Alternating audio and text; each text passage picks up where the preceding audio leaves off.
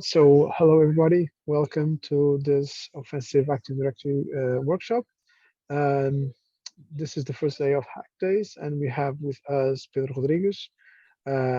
He's teaching at ISEP, and he's going to give us a very interesting workshop on Active Directory and how to attack it.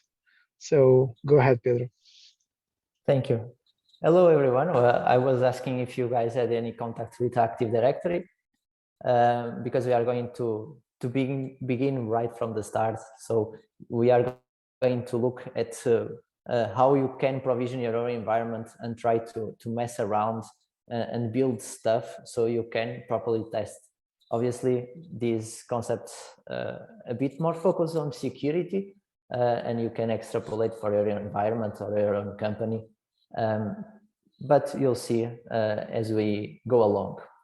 A bit from myself, I'm Pedro Rodrigues. I'm a senior security engineer and assistant professor at ISEP. I love security. I have the opportunity and the privilege on doing this every day. Sometimes it's a bit harder than the others, but well, I do this for fun, and for those who run by fun, don't get tired, if we can use the famous Portuguese say. As we go along, the standard disclaimer applies. Obviously, you are looking at some offensive tactics, and I do this for academic reasons. And if you try to attack systems that are not yours and try to cause damage, obviously I'm not liable for the damage that you create with this knowledge. You'll be seeing some attacks that seem weak, seem like logical, but more often than the usual, those are the ones that you'll be seeing on every environment.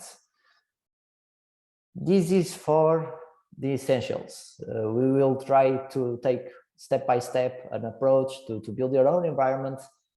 That's why I requested for you to have the ISOs and machine ready to begin and build those virtual machines. Some of the more complex attacks, we'll be speaking a bit about them, but there is not enough time to touch every attack that is known to Active Directory, because a lot of times things get a bit more complex than they are. So, Active Directory, what is? Probably you use it because every company has an Active Directory, right?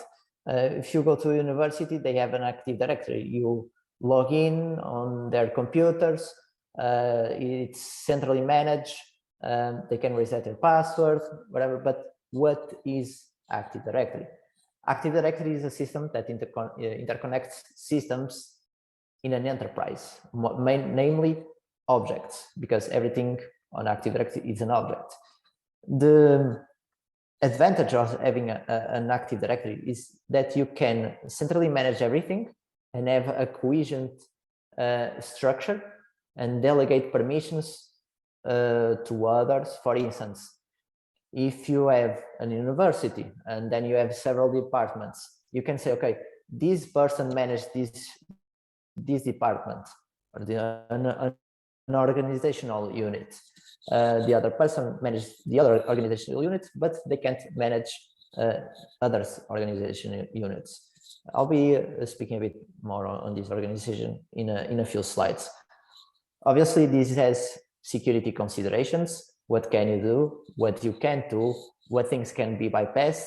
And how the environment interlinks with every object or every system per se.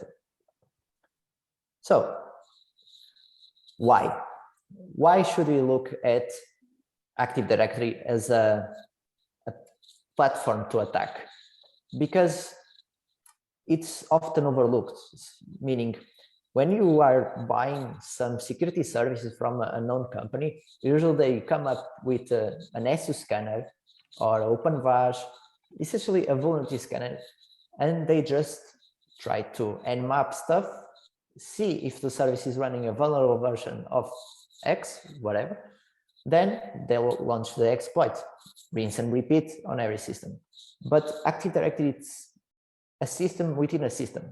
You can have the Active Directory without any known exploit vulnerabilities and still have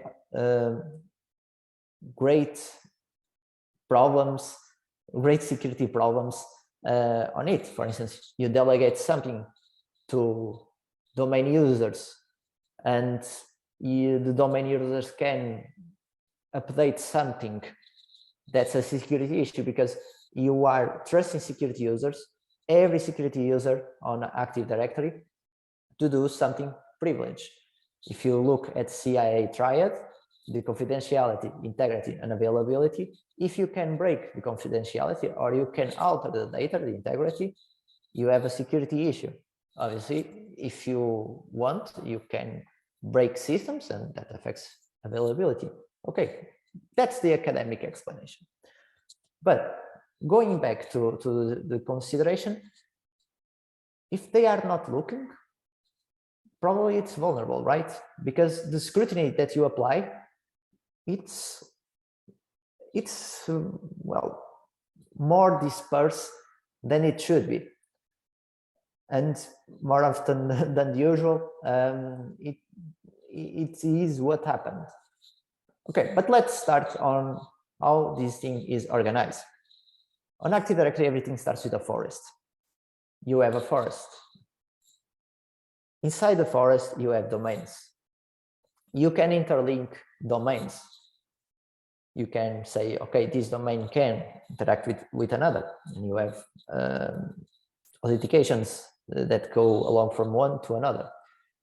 Inside the domain, you have organizational units, these OUs, but you can choose not to have them and have directly the users, systems, and everything right on the bare bone. That's what we'll be looking at. So what does Active Directory provides you? It provides you organization. It provides a schematic on how objects should be organized, so you can delegate permissions, so you can create integrations more easily. For instance, to integrate Outlook web application, it's easy. You deploy the server and you said, okay, use this forest, this domain, and every user can access, and it's done. Everything is done on the backend. Pedro, can I just interrupt? Can I ask just one question? Sure. Everyone can interrupt if they want. Okay, cool. So I was thinking, can you give an example of what a forest is? We're talking about forests. For instance,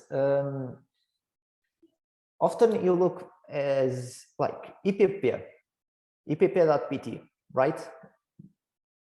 That can be a forest because you have domains segregated in those. For instance, izep.ipp.pt.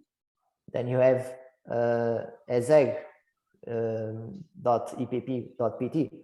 So everything starts with a main forest, then you have like a subdomain. You can try and look at the organization of the DNS layers and make the same comparison. You have a big forest and several subdomains there. Often you see that you have a forest and a domain inside the forest, but nothing blocks you of having additional domains inside the forest. So it's an abstraction. Okay. So can you in the example that you were sharing, can you say that the forest, like the IPP, is the main forest, and then we have other forests like for the izep and izeg and ismad and so on? That is usual domains inside a forest. You can interconnect forests using trusts. And for instance, imagine that izep merges with University of Porto. They can delegate trusts between the two forests. They say, okay, I accept authentications and people from IPP to log in into my resources because we merged. So you have this granularity, but usually. You can even say, okay, you have that trust, but I only allow that particular domain. Everything needs to be almost business aligned in these regards. Okay. Thanks. Yeah. Good. Anyone can interrupt when they feel like it. Okay. It's no issue. So on those domains, on those rules, you can have users, groups, computers, and everything is an object. Okay. So users can be added to groups to have some kind of logic. For instance, if you delegate some permissions to a user, then another user with the same ranking shows, you need to replicate that. Why don't you just add the users to a group? Then you apply permissions to that group. It's easier. So it's an abstraction, a layer of abstraction that you can make.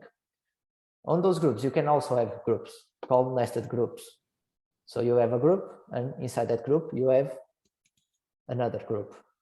And you can apply the permissions on the parent group, and it will replicate, inherit, right? Yeah. Yes, inherit the permissions to the other groups, right? You can also have computers inside a group.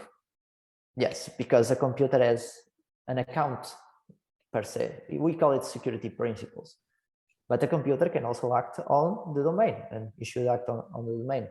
So it's not usual to look at this perspective, but it can happen. If you imagine that you have a management machine that performs something on Active Directory.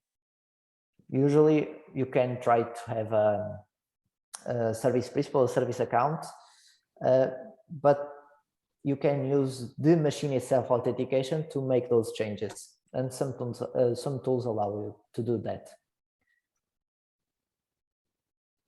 Okay. Computers can be divided in 3 categories. In layman's terms, obviously, we have domain controllers, servers, and workstations. And you say, okay, domain controllers are servers, right? But on default Active Directories, they have different group policies, because the policies that you apply to domain controllers need to be slightly different than servers, because they have authentications going on, they have shares that they need to access, and servers you can restrict even further. So to incentivize good practices, they separate. Workstations work the same way as servers. You can apply the same GPO to servers and workstations to even reduce even further the exposure that your machine has. But this needs to be well thought. Imagine if you delegate permissions in access to servers or workstations, and eventually they get a domain controller, it's game over. If they compromise a domain controller, it's game over. You can't recover for that. It will be very difficult to have a huge enterprise and rotate all the credentials, invalidate all the tickets. It's tiresome, but something that you need to be prepared for. Okay. So I spoke about group policies. What are group policies? Group policies are essential configurations or preferences, even delivered to machines or users. So you can say, okay, this machine has this baseline. So for instance, imagine that your company said, from now on, I only allow TLS 1.3, right? What can you do? You don't go to every computer and disable everything else. You make a group policy and you said, this, that, and that OU, or these machines are going to be under this GPO. I will activate the group policy for this set of machines, and it will replicate. And machines will often look at the DC and say, okay, I have a new group policy and I will implement it, and will disable all the other TLS versions. That's just an example, right? You can, and people do that, for instance, change wallpapers to the company wallpaper. They can do that by a GPO. And you need to understand that a GPO, it's something that the company enforces on the computers. You cannot directly overwrite it. Otherwise, it will just overwrite when it tries to get a new set of policies. So it's to ensure compliance of the machine, and that all machines have a set of manageable permissions and configurations. Otherwise, it can be a bit daunting. I said said permissions a lot, right? And this is the kind of a joke that I often do, but when I open security tickets referring to permissions, I always refer to the wrong ACEs on the ACLs that comprise the DACLs. And I get always the same response. What? Because, well, it's almost an Active Directory specific nomenclature, but it can be used on different sets. The DACL, so discretionary access control list set, are comprised of access control lists, and every access control list has an entry which is called the access control entry.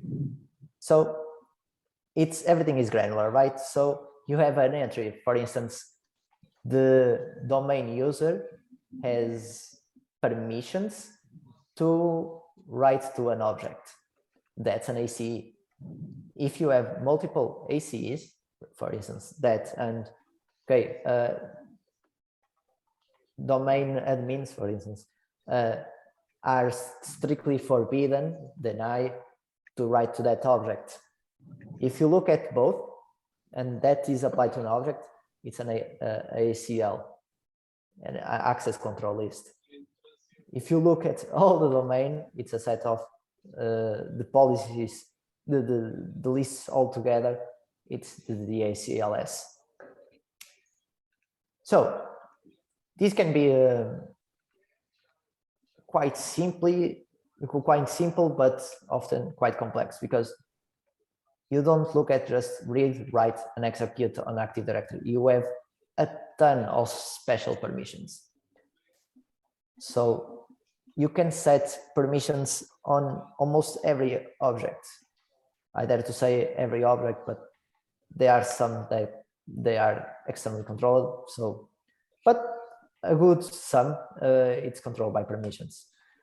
You can have the forest object with a different permission. You have GPOs that some people can manage, not being administrators, for instance. You can have users. For instance, it is often seen that the IT can reset users' passwords, but they are not admin. For instance, the first level of IT support, and that can be delivered through Active Directory.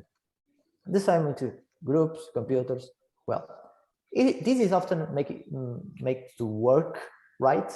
If you want, you give permissions, but often this is not audited, because you are often seeing that, okay, this user has domain admin permissions, so he manages the domain, but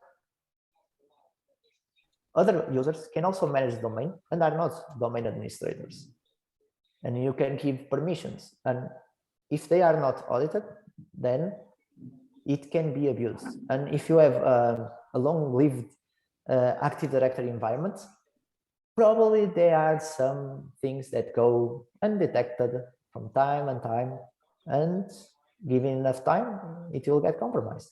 It's just simple as that. But let's start.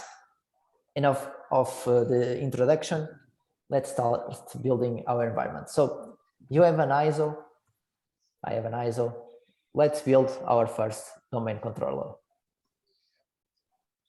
I'll just try and provision everything. Like this, DC. Okay.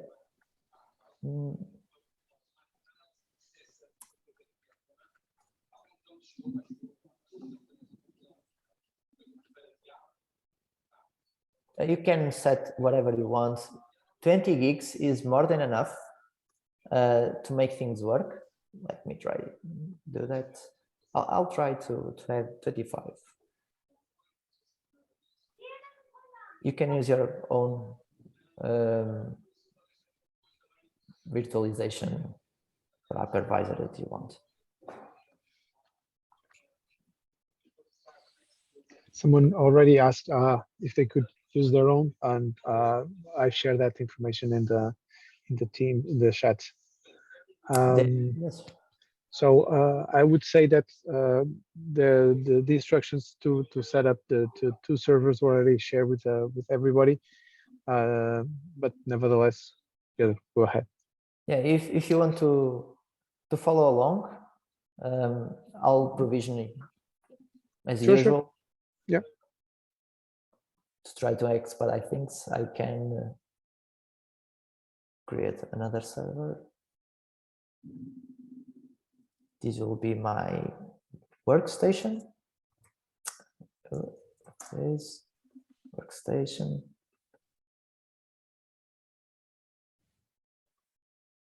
As long as my computer can leave it to machines, everything is okay. Just close this thing. So just next, like you used to install Windows 7 and up as usual.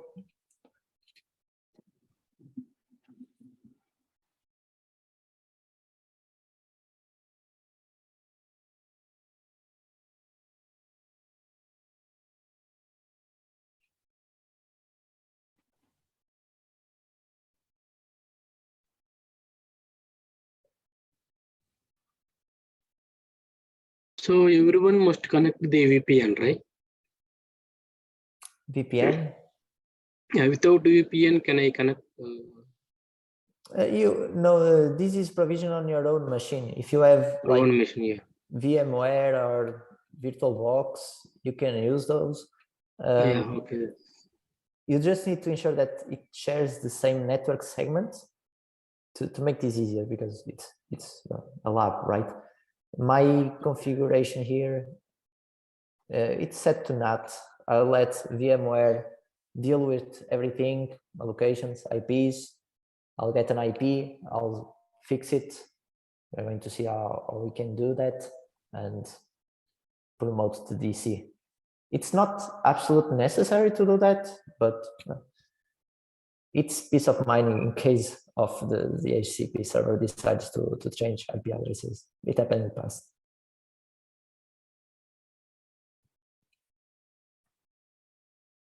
Basically, there are some requirements that we need to have to promote a server to a domain controller. First, because I use VMware, it tries to set some accounts. For instance, you saw Pedro there, and it will provision that account without a password. That's okay, but the administrator account will be provisioned without a password. To promote a DC, to promote a server to a DC, sorry, you need to have the administrator password set. The IP address needs to be a fixed one. Well, it's advised to have that. Then you need to choose a domain name that will create a forest within the domain. With sorry, the setup of the domain name is during the installation or after the machine is running? No, it's after the machine is running. Okay. I'm just trying to move a bit fast on what we will do, because, well, it's copying files right now.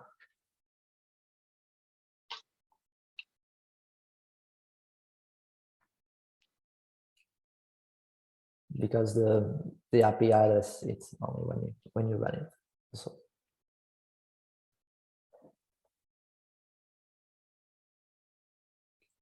if you have an SSD, try to to provision the machine on that SSD. Otherwise, it can take a while. And let's pray that Windows updates don't don't crash our lab.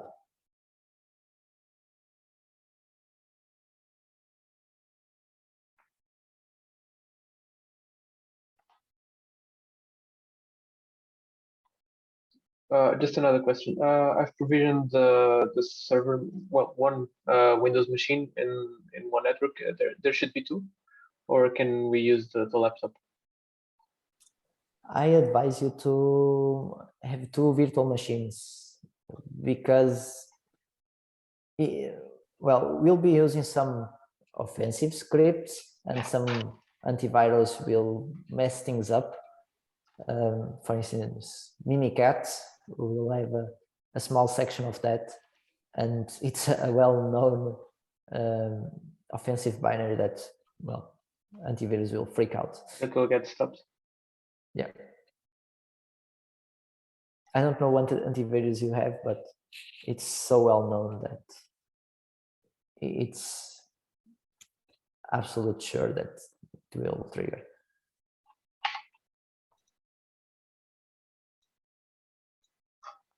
And obviously, because on a later stage of this workshop, I'll present you a tool called Bedblood that you run on DC, obviously, and it will mess everything on DC for you to test other tools. So a clean environment. It's, if you have the space, if you have the hardware, it's no issue. Create, destroy, infrastructure as code almost, because I are doing this manually. But it's something that, for instance, if you want to test an attack, a new attack, and a lot of new attacks have come in the last 3 months. For instance, the ADCL's Active Directory, ADCS attacks, and the new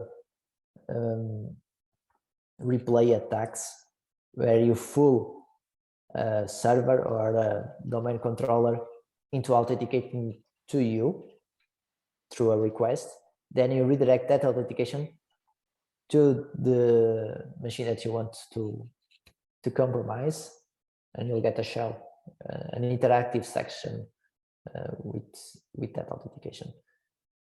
But that's complex attacks that we'll be speaking but not doing today.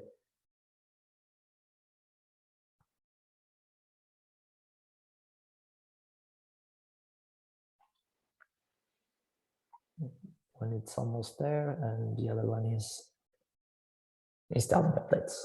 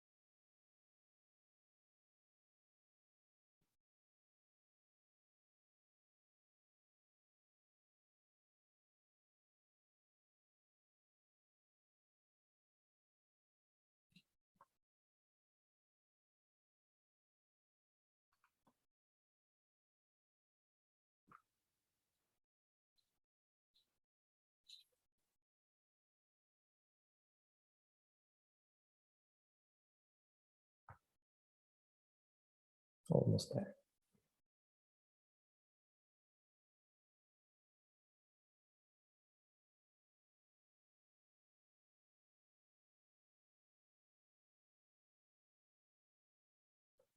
There we go.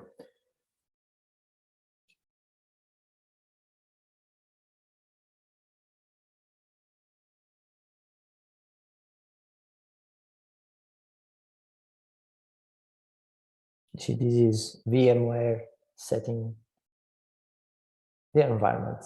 It has some automated scripts to do so.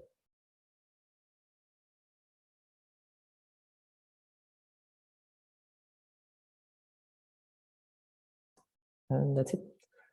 I boot this up, and it will start installing even more stuff, but we can try and move forward a bit. The first step that I want to do is to look at my IP address, so I can set it.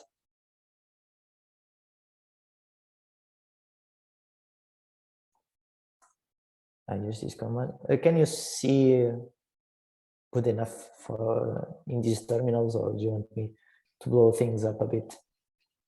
I can see it fine. I'm seeing someone else also saying it's fine, but It's if good. someone Good, thank you. is having difficulties, just shout out.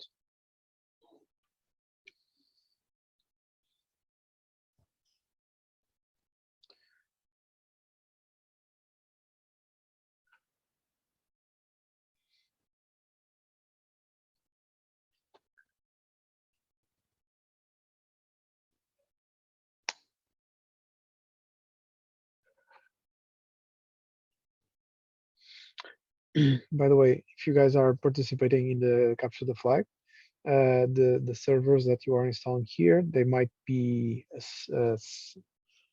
some help to the challenge. Okay, just saying. Yes, there can be some attacks that might help you. Or might not. It might not. Just trying that is that you will know. So Yeah.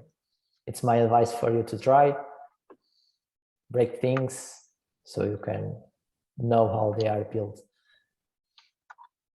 So while it's installed, I just want to thank again Pedro for sharing his infrastructure and some of the challenges on the CTF in his mini data center. But yeah, so thanks again. My pleasure. Thank you for the invite. Yeah, I run ipconfig. I got my address 111.134. I'll just open the Open Network and Internet settings.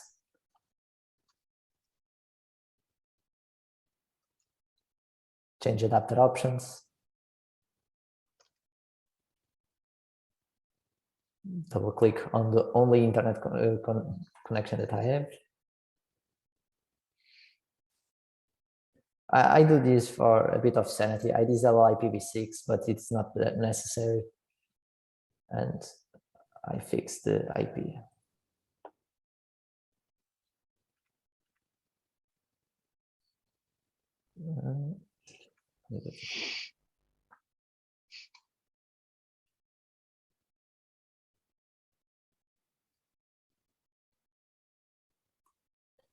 These will change because we're going to promote this to a DC, and a DC as a DNS server. So the first step is done. So, okay, you're on the network. No, it's the same network. I just changed some settings, and I will now change the administrator password. I right-click here on the start menu. I go to computer management.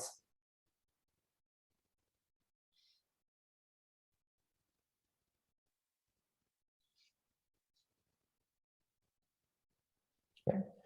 Local users and groups, users, and I have here the administrator account. As you can see, it says set password, not reset password. So I need to set a password. I will be using the same password for every account, so it's easier to demonstrate stuff. Otherwise, I'll forget things.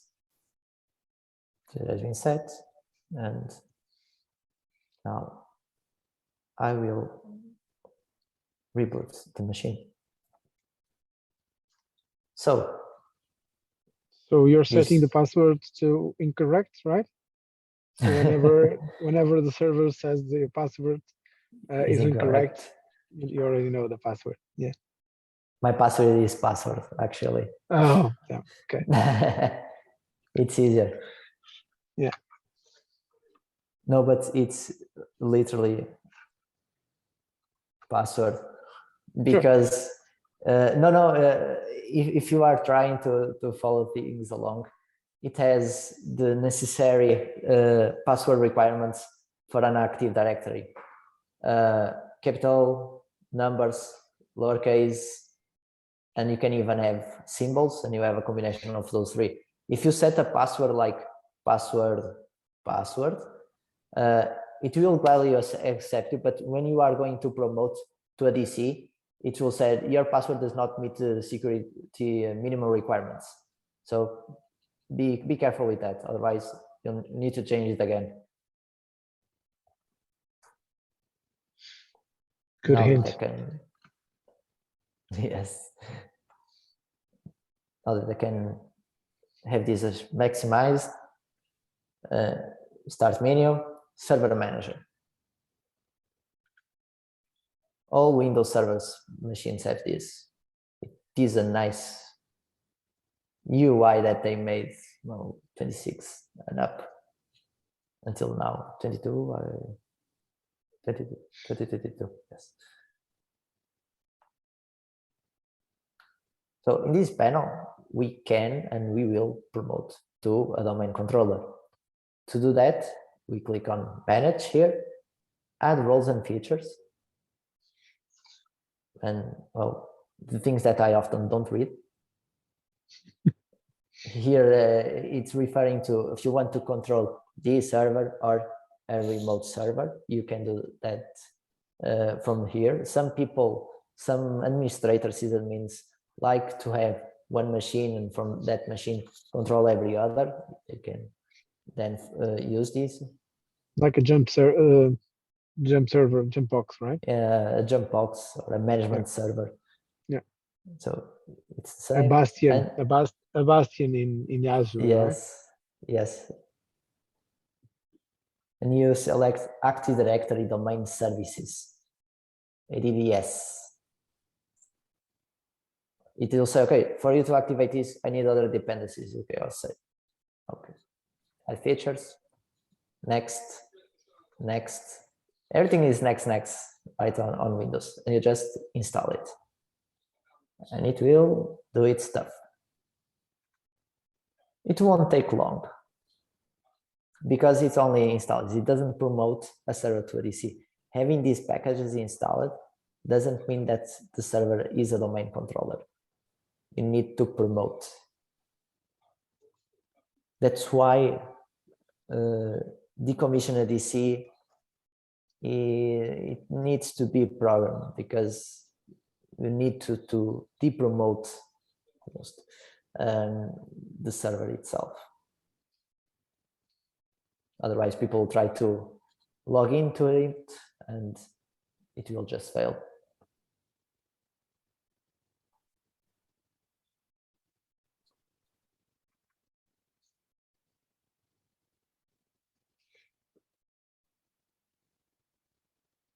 Let me just check the workstation. Yeah, and reboot it. So I have the environment ready for everything else. How are you guys on the setup? Are you following along, falling behind? A little bit behind. I'm gonna have to ask you how you get there as soon as I can log in the server. Okay. The important thing here is if you have any questions, just ask. Okay, no worries. Feel free, don't worry. I have enough. I'm all yours now. So be my guest.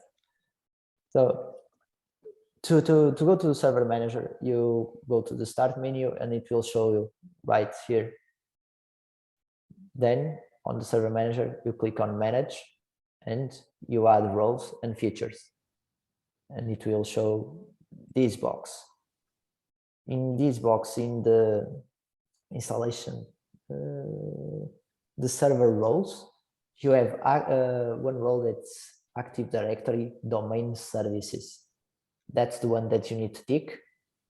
And then next, install.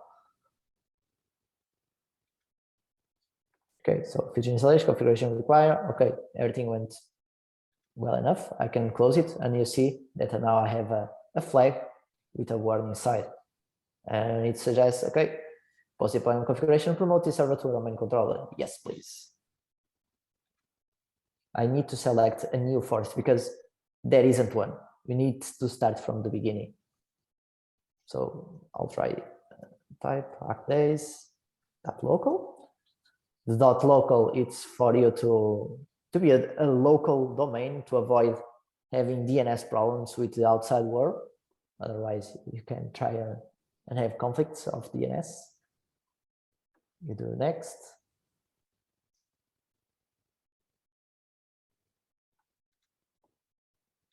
Remember the administrator password that you set, because that's going to be the administrator credential for all the domain.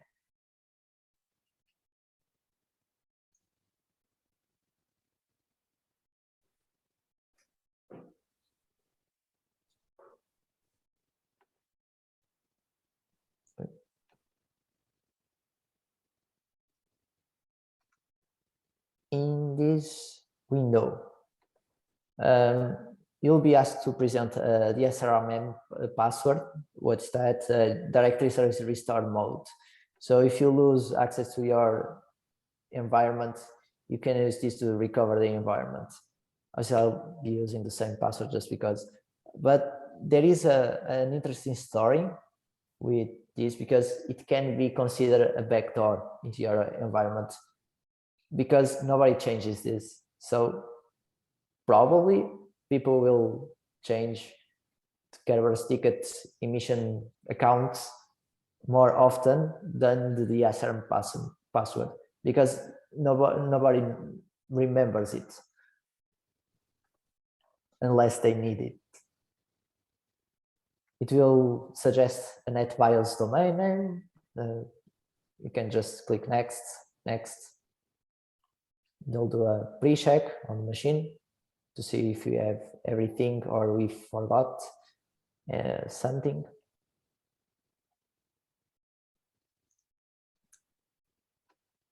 There is one thing that it always complains when you are setting a new environment, saying, okay, you don't have a specific managed DNS server. Yes, because I'm creating the environment now, so it's normal to don't have one.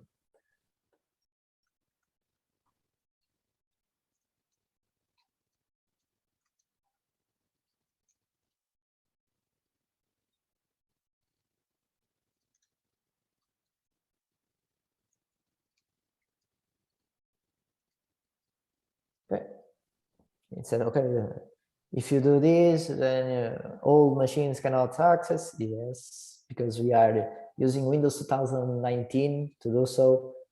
Prerequisite check completed, everything is okay. Install meaning promoting this to a DC. There is a command DC promote, but this is easier for what we are trying to achieve. See?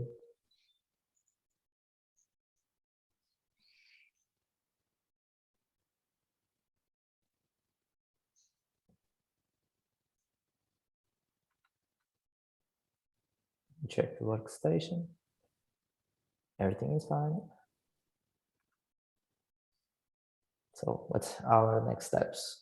Promote and wait for the server reboot. It can take a while, but I made the slides for you to keep, meaning that if you are stuck behind and want to retry it at home, you can look at the slides. You have almost step by step what you should click to follow along.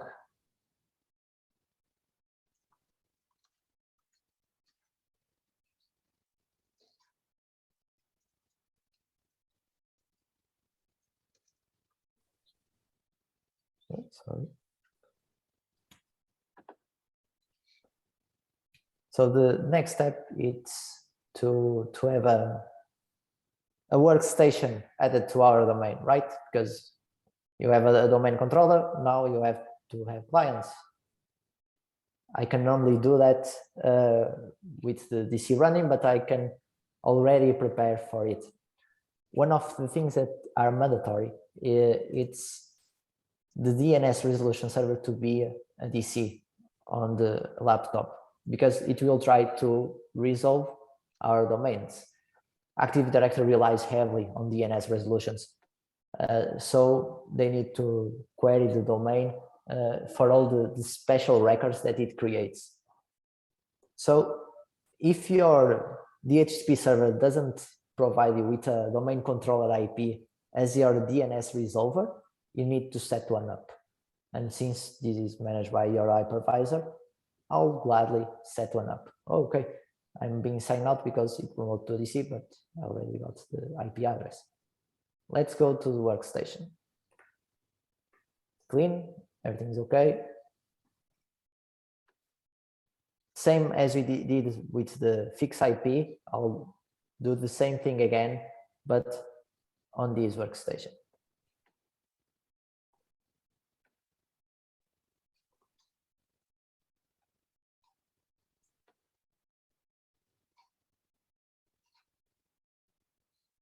So it's 192, 168, 111, 134 for me. 134. And that's it.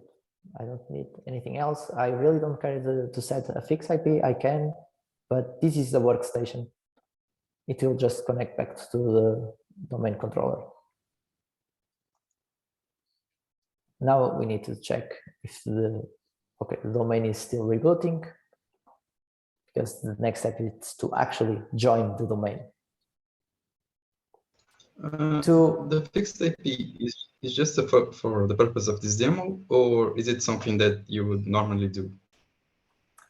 For the domain controllers, it's something that you absolutely need to do. Otherwise, you'll get some headaches in the future. Because imagine your computer goes into a network, right? And it needs to contact the DC. And sometimes people forget that DHCP will overwrite and point to something else like 1111. So, well, you don't go anywhere and you start getting messages such as, I lost contact with the domain controller. There are no authentication servers available. So it's a good practice to set a fixed IP on domain controllers, just to avoid problems in the future.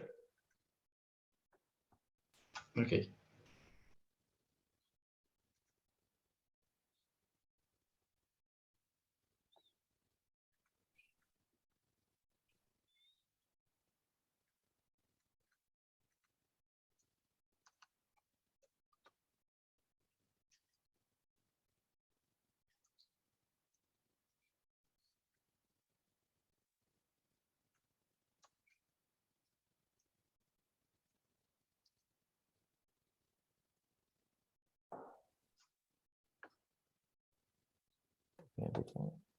But let's try. On the workstation, I'll right-click on the Start menu. I'll go to, I will not go here. It's easier if you type this PC here, right-click on it, and choose Properties.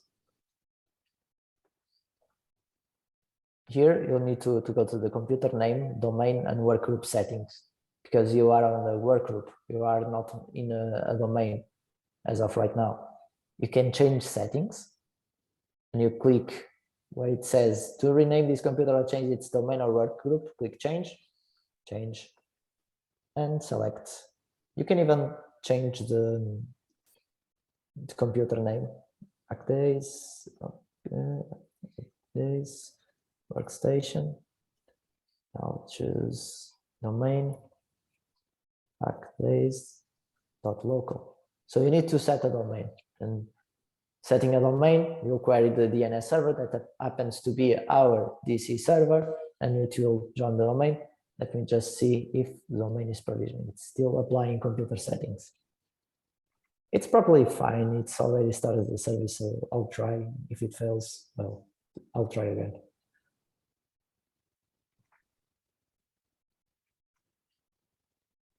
I need to try again. It's not ready.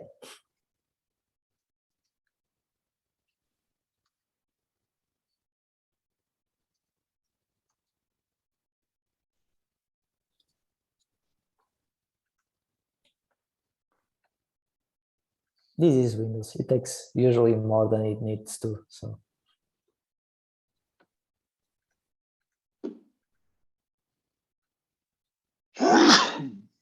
bless you. Continue.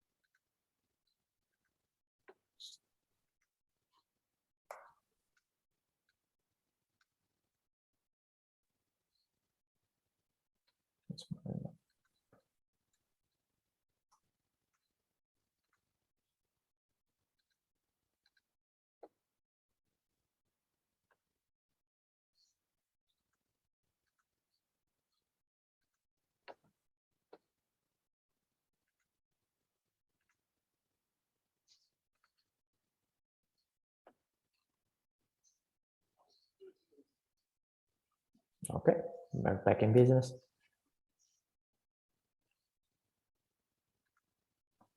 So let's try this again to join the domain.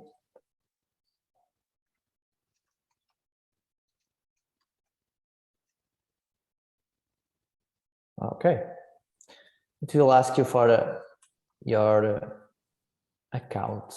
This doesn't need to be an administrator account. Every user on Active Directory can add up to 10 computers to the domain. So if you change your computer, for instance, you have a Mac and you have a virtual machine, you don't need to go to IT to add the virtual machine to the domain. So you can use, I don't know, Outlook to do that. You can use your own. But if they input their administrator account on your machine, why not? No, you'll be the winner of the day. So I click OK, and welcome to the Hackdays local domain. Good. The machine needs to be rebooted, obviously, because it needs to apply the settings. Luckily, it will be a lot faster now. But we need stuff to do. So first task, it's to disable some things that might hinder us in our workshop, such as firewall and the antivirus.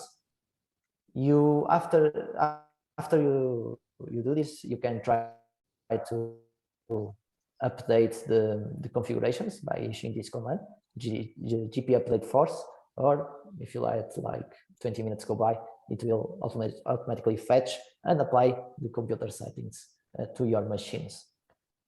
So to do this, we'll go to Group Policy Management. On the DC, this is very important. Check that you are on the DC.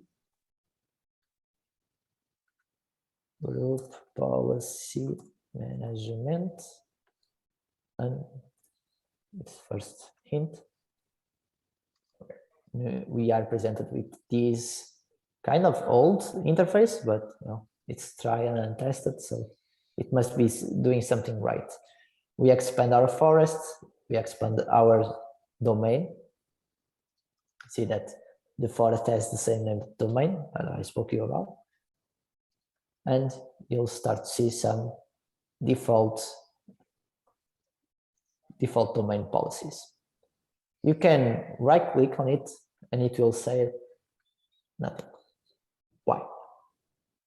Because I'm using an account that's not even on domain, it's Pedro. So why don't we just fix that? This is more at my end, but you can be impacted by this. I'll just add Pedro as a domain admin, but I could also change to an administrator account.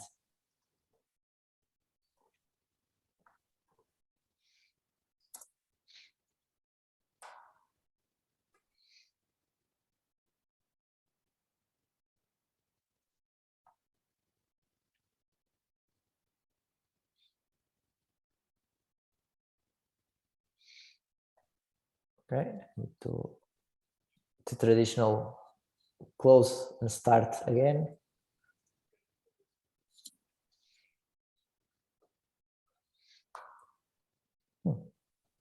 I don't like it. Okay, switching back to administrator then.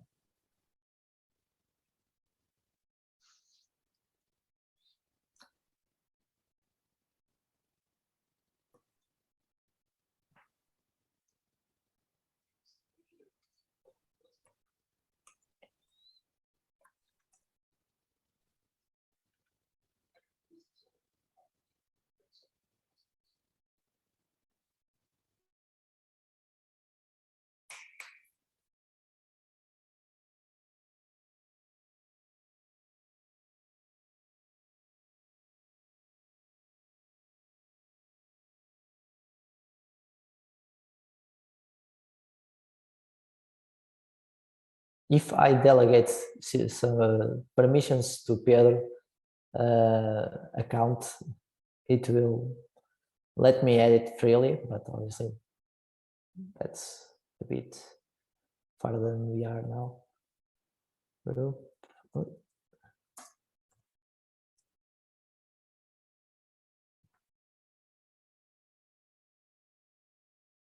Also, we have here a remark, because you have by default two group policies. You have the default group policy and the default group policy for domain controllers.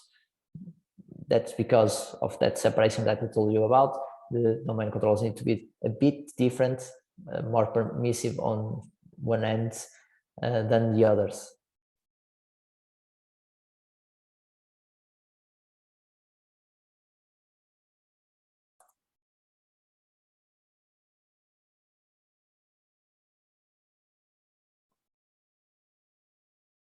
It's not showing group policy management, it's right here. The caching service is still running, so I'm impatient. Okay, now edit, thank you. And we need to change some policies. For instance, we need to go to network and I need network connections, public defender firewall, the domain profile, and I need to look at the protect all network connections. I want to disable this so we can reach everything. The same for standard profile, although it's a little bit redundant because we are on a domain network.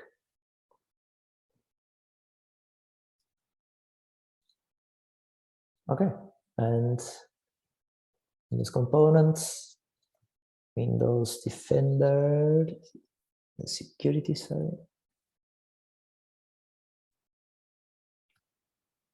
Sorry, I need to look.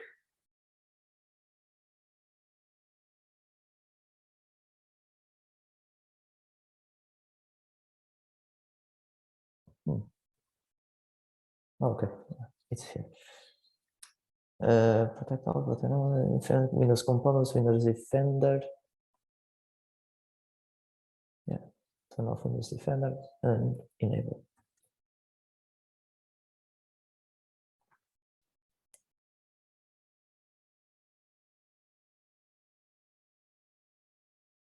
It's here. Microsoft allows double negatives for some reason, so we disabled the turn. We enable the turn off, so it will disable the antivirus because logic.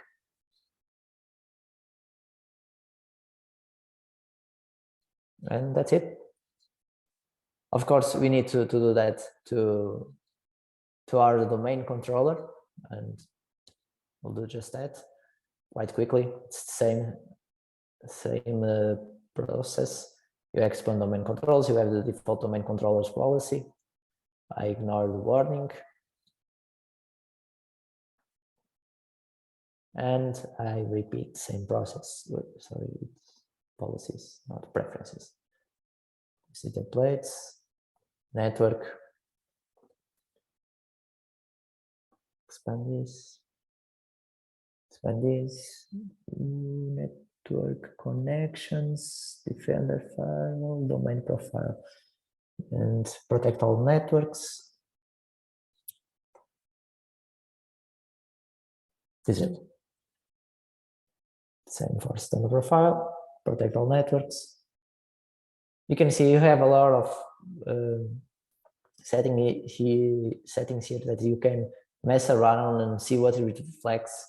If you are a system administrator, well, you obviously know that some of those are quite important than others, but they are a lot.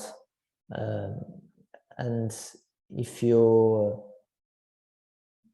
want, you can add with templates that Microsoft provides, or you can create your own of this. Components, Windows Defender.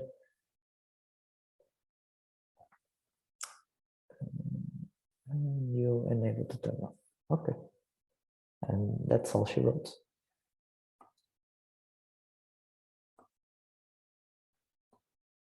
Close everything, and we have everything that we need to have to start messing around. Okay. So while you are trying to provision or finish the provision, I'll speak a bit more on what we are going to do next, so we can try to manage a bit more the time we have. The first instance to exploit an Active Directory is getting a foothold. There are several ways to do this. You can look at a post-it note such as SIG in some news that they, well, presented. Or if you are working in an hospital, you know what I mean. But there are other tools that we are not going to mess around today, which is Responder. Basically, it listens for LLMRs, local link message relays, I believe, and NetBIOS service requests, packet requests on the network. And for instance, if your computer tries to reach a server, a share even, and it will try to look at the DNS server and it doesn't connect back, it will send a message saying, okay, I'm on this domain and I want to reach this service.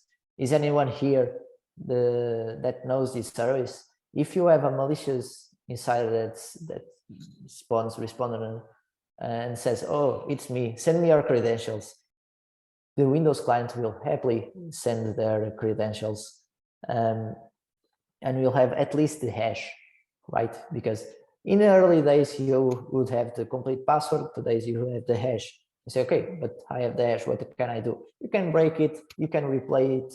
You can do whatever you want. There is another vector that's growing even so popular. It's the wireless AP spoofing with EAP Hammer. Essentially, we are spawning a an access point. Oh, I'm at Rome. I'll give you internet if you give me your password.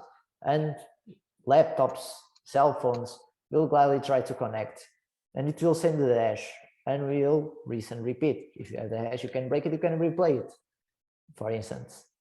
There was an academic work that I did on my time, and it was brutal because security wasn't what is now, and it's a bit lacking, to be honest.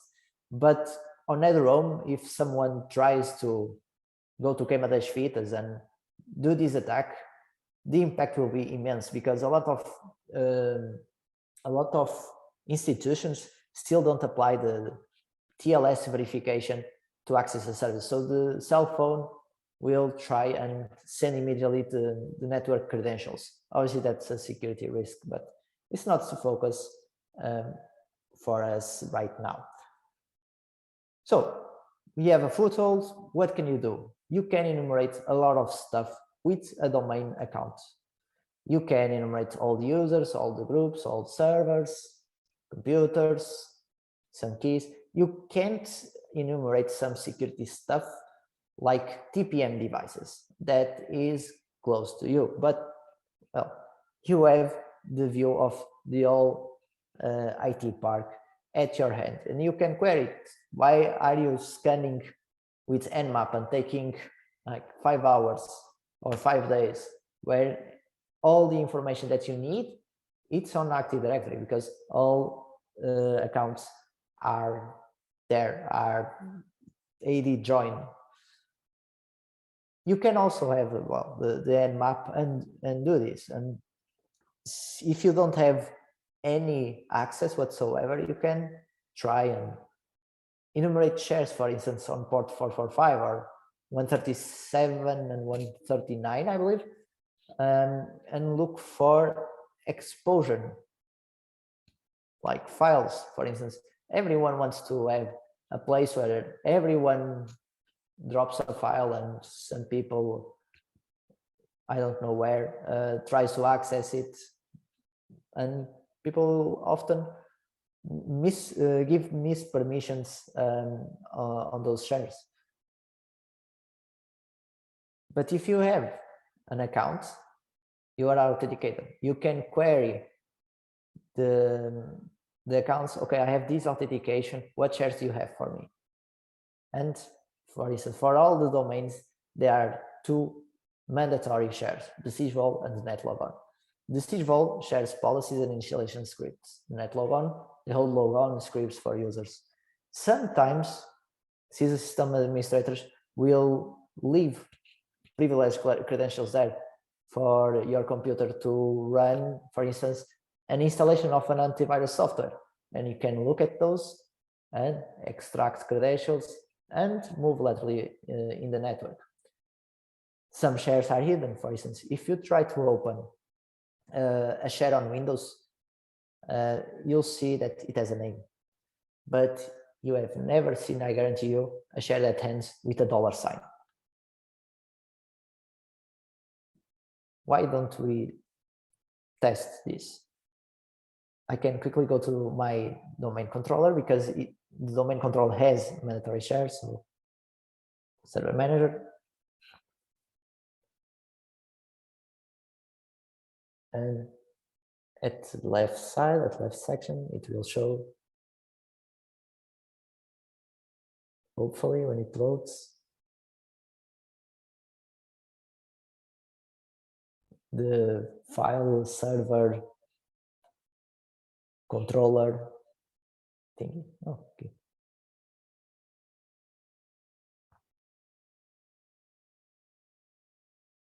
Oh, sorry. Oh, it doesn't. Let's check here or something.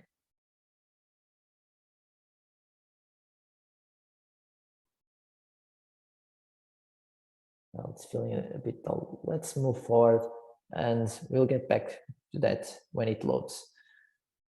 So to scan those, you can use a tool called PowerView. You can automate this search using this, because it will query the Active Directory, all the computers, and it will query computer by computer in a parallelized way, obviously. If they have shares, you can even try and check your access. You can enumerate all the shares that you have access. And this is, well, works quite well in big enterprises, because sometimes, for instance, you have a Windows Update service in your network and it needs a share, and administrators often give right permissions to everyone on that share, or at least domain users.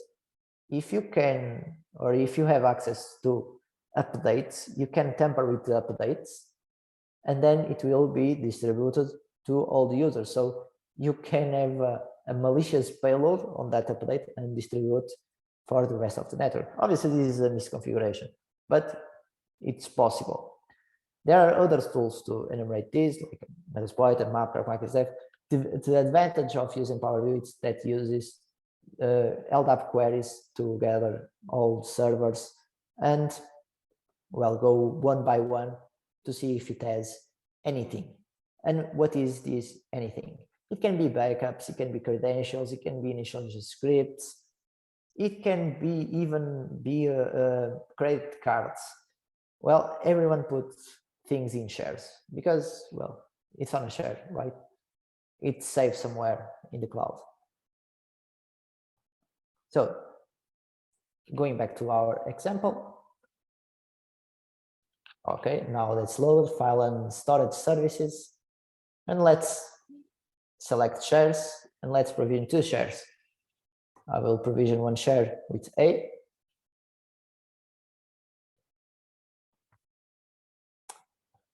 A share. I don't really care about the permissions, but if you can see, users already have read permissions, so and it went all right. Now I want to create a B dollar share. Share name B dollar.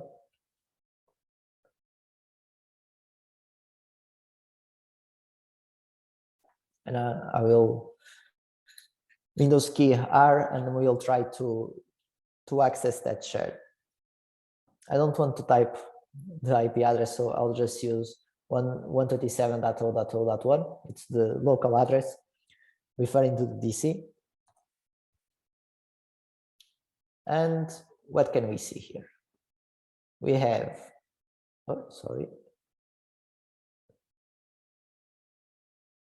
we have the net logon, confirms, sysvol, confirms. We have the A share, yes. What about the B? The B isn't here, but we can access B. This is a hidden share, a share that ends with a $sign. You can't see it right now, but Unix tools show them to you. And if you want, you can go to computer management.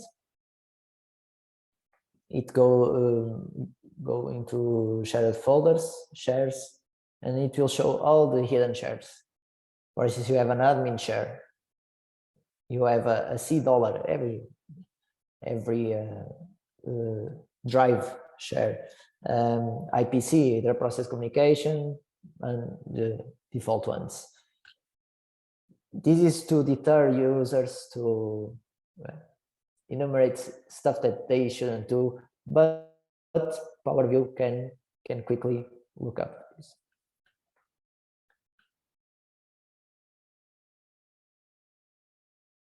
Okay, so let's try Power View.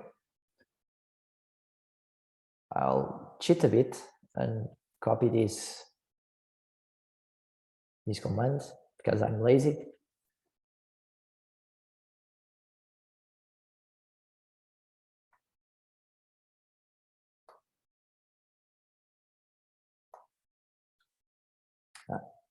Copy the times.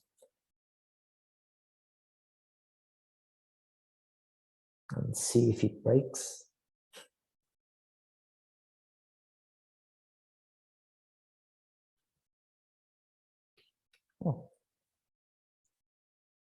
I don't have internet.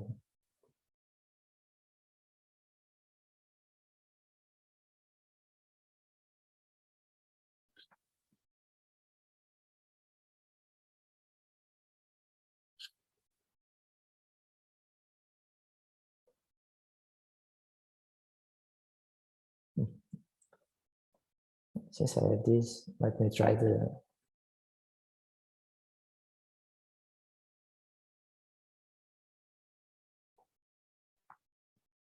go to the workstation. Base administrator. Password.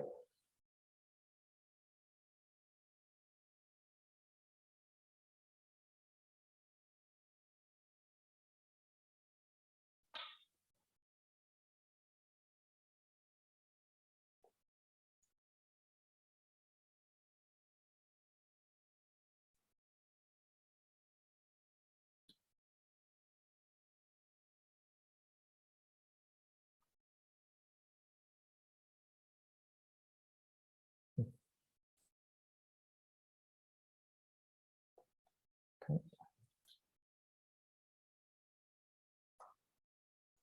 It's not looking very good here. Let me try to see the network configurations here.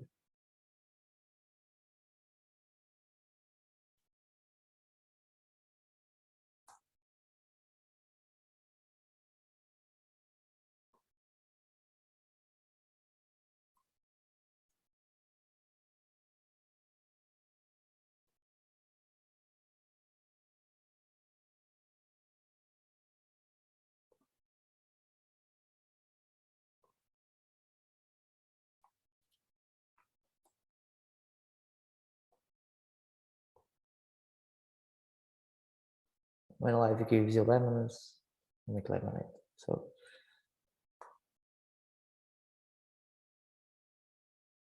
let me copy that again.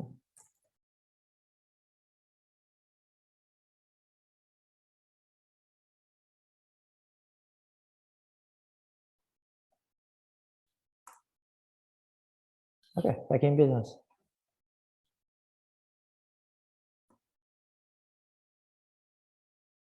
I won't debug it now because so we need to use find domain share and use check access because we're not. What I'm trying to do here is simple. I will load into memory using EAX something that I will gather from the internet, doing an invoke web request. Those are alias for PowerShell because it's the only way that I remember, otherwise I won't remember it. And I'll just pass a link and it will download the file from the internet and will load in memory. This is a great way.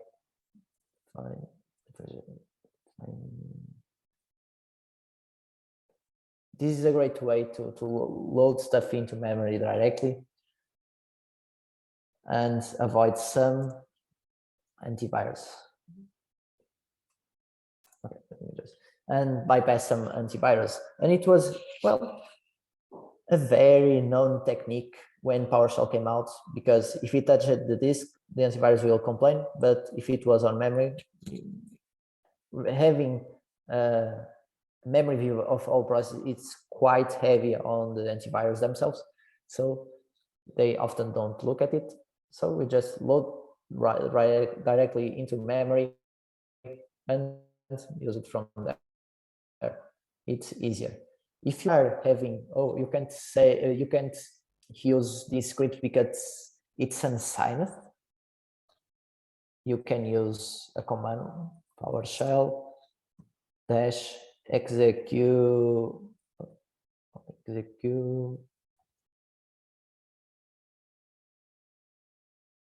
execution policy bypass, and it will bypass that control because it's not a security feature. It's not a security problem. It's a feature that Microsoft provided you to bypass the security signing of PowerShell scripts.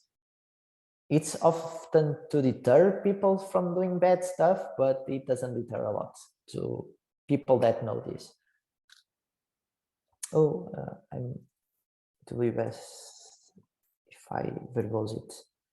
See, it will use an LDAP query to the DC that I forgot to change the name, and we'll target 2 computers because we have 2 computers, one DC and this one, and total number of partitions. So okay, and it will wait 100 seconds for the cleanup. It will take a time, so we'll move along. But essentially, you'll get something like this. So it will try to access all the shares, and since I provided the check access, it will only show you those that you have at least read access. Now, users and groups. We are getting to bigger stuff right here. I spoke a bit about the users, the groups at the beginning. There are some privileged groups that, well, a lot of people tend to look at it because, you know, domain admin, it's still a domain administrator, right? It has, well, almost all the power, but you have an enterprise admins that have power at the forest level, so above domain admin, and often people forget about them. You have backup operators that perform backups, and you have it's a typo, it's remote desktop users that can RDP. Well, there are a lot of groups. You'll be seeing a lot of these for the rest of the presentation, but why, for instance, backup operator is a special group? Because it can perform backups of servers. Imagine that someone performs a backup of your domain controller. What information does the domain controller holds? It holds everything. So if you back it up, you have the keys to the domain. You just need to scavenge for them. So we'll provision a few groups, but, well, to have everyone on the same page, I created a snippet with a script to have some users and some groups so we can play around. I'll just use those and we'll go to the DC because they need to be provisioned on the DC. And I'll use PowerShell I see.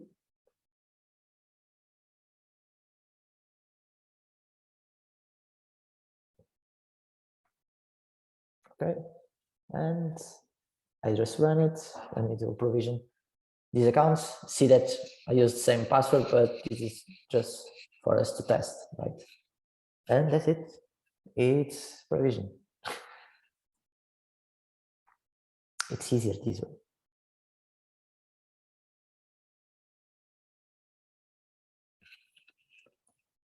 So this is the scripted way, a lot easier. But if you want to add someone to the domain, for instance, let's try to add John to a domain admin. There is a tool that I used before, but I can use it again, that calls Active Directory users and computers. And if the index service works with me, I'll show you. Otherwise, I have a different way to get it. Different way it is. So, server manager, tools, Active Directory users and computers. So here you can control users and computers, like the name implies, right? So Active Directory, like this, our domain, right? We don't have any other trusts to go by. Users, we expand, and guess what? We have users and groups separated by type. So you just search for domain admins. We right click it, or you can just double click it, and you can go to properties, members, and add. Now, we have this search box. You can just type John and check the name. It will get underlined, meaning, okay, I found John, you can add him. Okay, apply, and now John is a domain admin. It's as simple as this. Pedro, can we see on the on John's user? Can you go to the previous? Can you go to John's? Yeah, that one. Can you double click and see information about which groups he's a member of? Yeah, that's the other one. Yeah. For instance, you double click on a person. You have a lot of tabs. You'll be having more by the end. You can use member of to see the associations of the group. And if you have, well, you can be, for instance, member of a group that contains another group. So you need to recursively do this in order to get the full picture, because this is just something.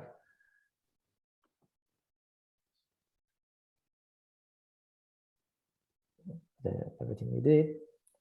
We can also add domain computers.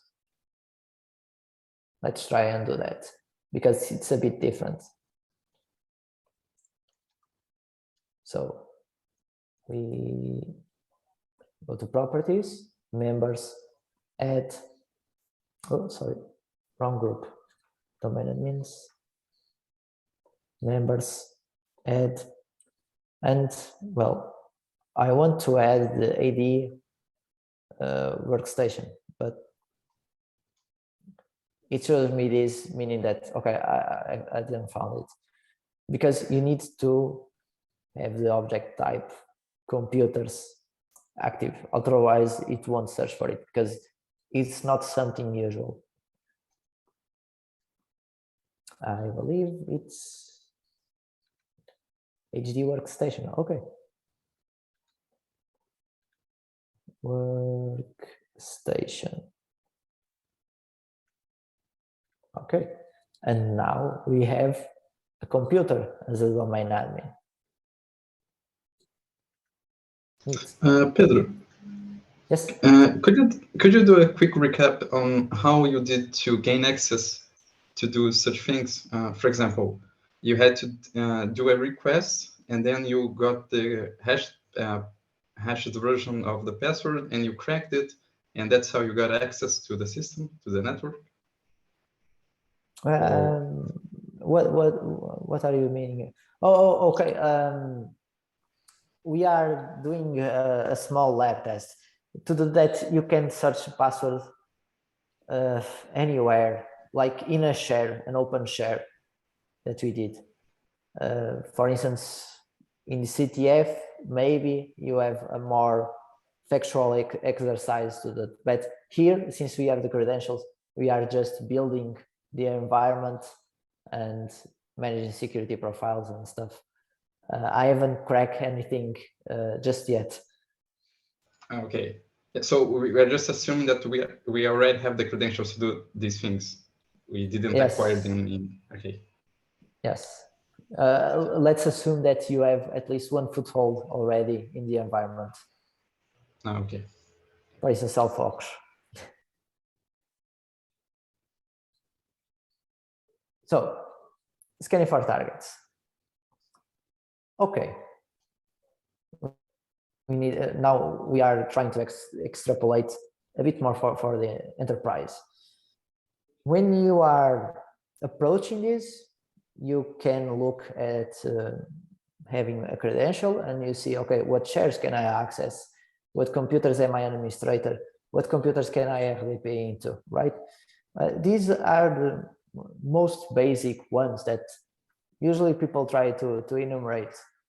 But it's not just that, right? You have permissions that you need to look into. Meaning, if you have the permission to change an object on Active Directory, that will lead you administrator on a machine. Why don't you just use it? Or at least if you can mangle or reset someone's password, for instance, well, you can just reset the password and read their emails because you have access to those. Well, Power View can help you enumerate all this. You can look for groups, look for administrator access.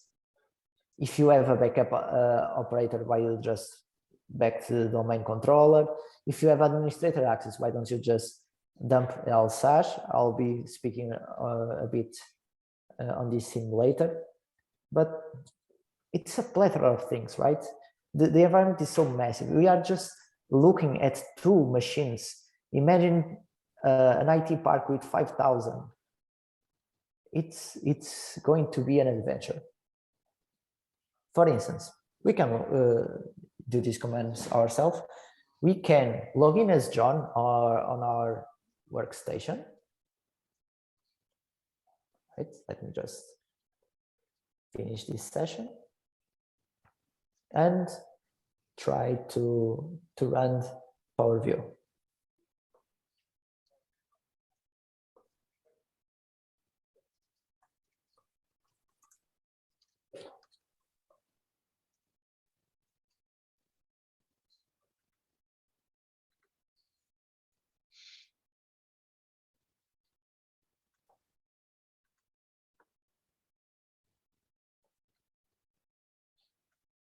And I need to go back because I don't want to type everything by hand. What about this?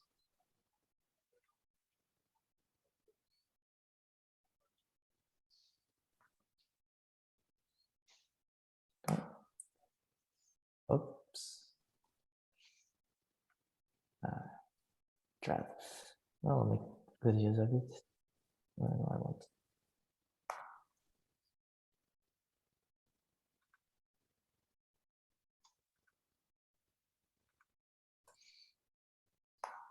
There. Okay.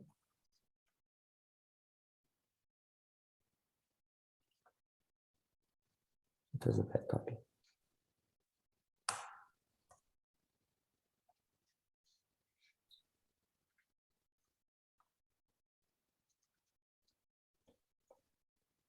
And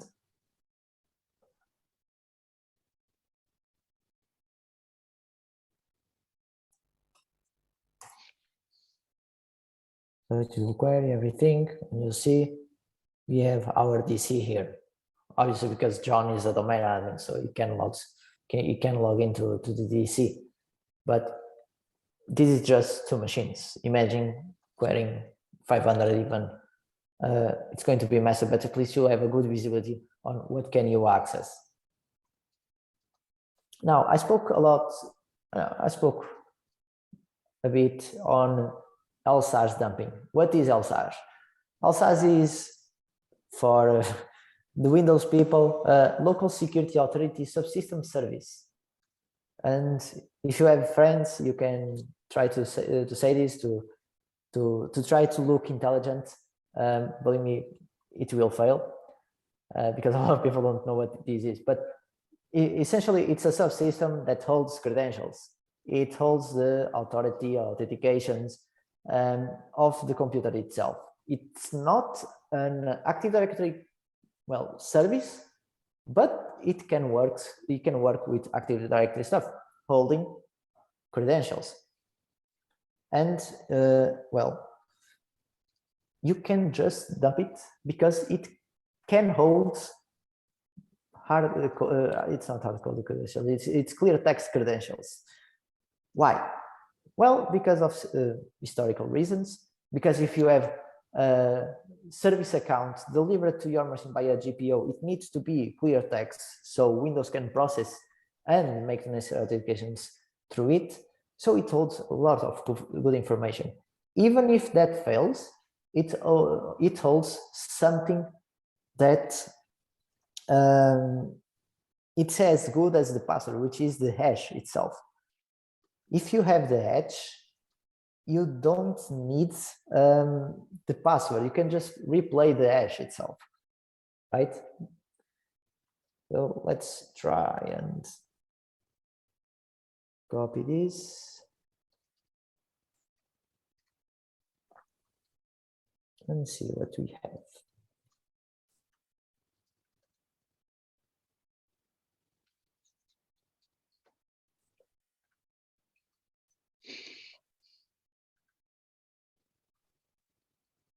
That's why we disable antivirus, otherwise this will go back. And it didn't show. I'll just quickly disable it on Windows Security.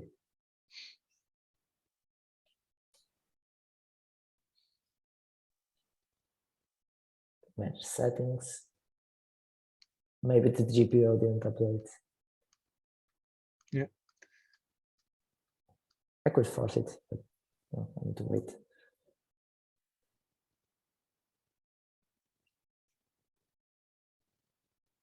And this is working badly. So yeah, security systems are kicking in. Let's follow, and we'll get right back to it because we are going to circle back to it.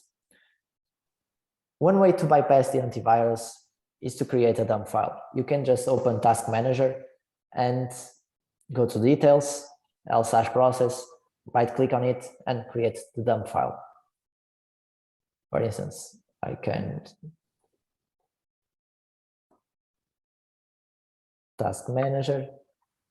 I will run as an administrator, Task Manager, Details, and I'll search for l/, and here it is, and create dump file. Okay, it will create a dump file. I'm just going to copy this to the desktop so I know where it is. Okay, so imagine that you can. Pedro, I was just thinking. So, but you needed to upgrade to the main to local admin, right? Yes. So it meant that you had to have local admin.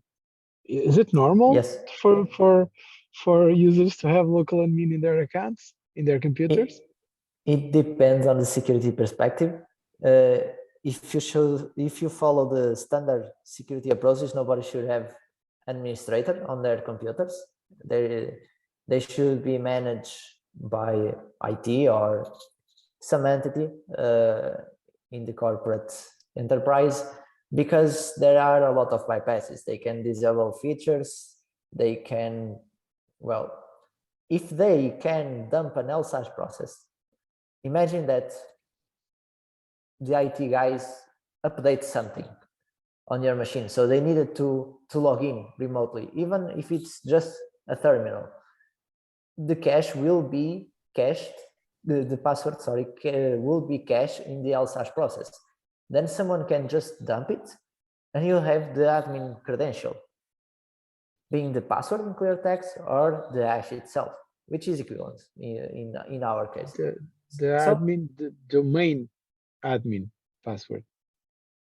Yes, for instance. The domain admin, yeah. The domain admin password. Imagine that but why would people want to have local admins in their accounts? Just to install whatever they want? Yes, essentially. Carrinho, I do believe we have local admins. Yeah, I know. I'm just joking with Pedro. I don't know that. I must. I'm joking, because that's a very big warning that we need to take into consideration, because if we can do this, we can run Mimikatz, we can run altered versions of Mimikatz where the antivirus won't detect it, and we'll be able to retrieve domain admin passwords, and that's a very, very big concern. So there are other controls we can have to ensure that there are some type of signatures that we can see in logs, in CMs. They can create correlate events and so on, but that's for another talk. Yeah, it generates some artifacts running Mimikatz, but well, a lot of EDRs already flag it. Oh, someone is dumping something that they shouldn't, but it's a reactive response, right? You just don't block it unless you have it in force.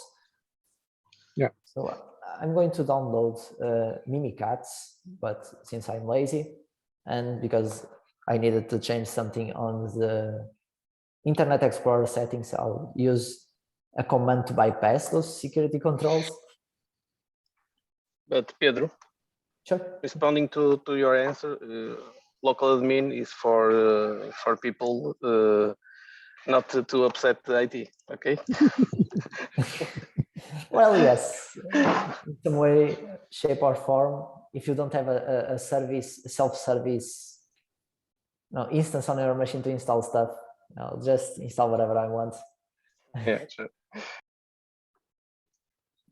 Do you work in IT? In the management of the part? No, not just IT support. Okay. So I'm going to make a copy here. So I'll just use Mimikatz exe, and I need to change my source to the minidump file. So secure lsa minidump l/.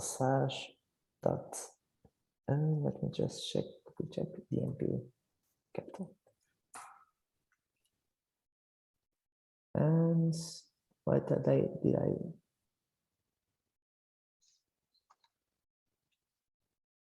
secure lsa minidump?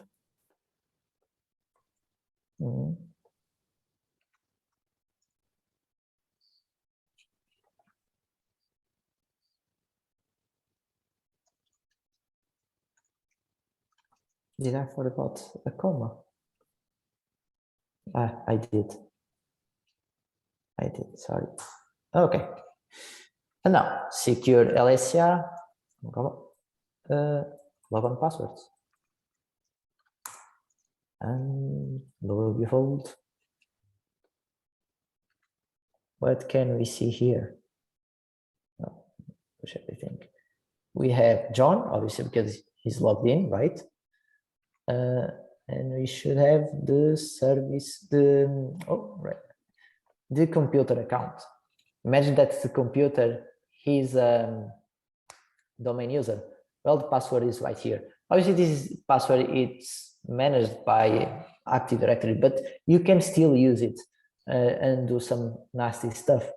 If the administrator would be still logged on, it will show here, but I'm not seeing because I terminated. Oh, wait, it's right here, but it was just cache. It's not having a credential there, but you can see here the NTLM hash here, ready to be used. We'll try to look at this a bit further in this presentation.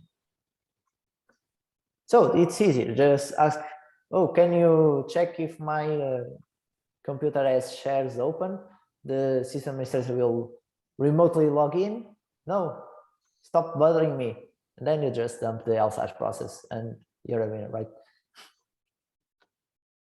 Okay, so let's circle back to permissions.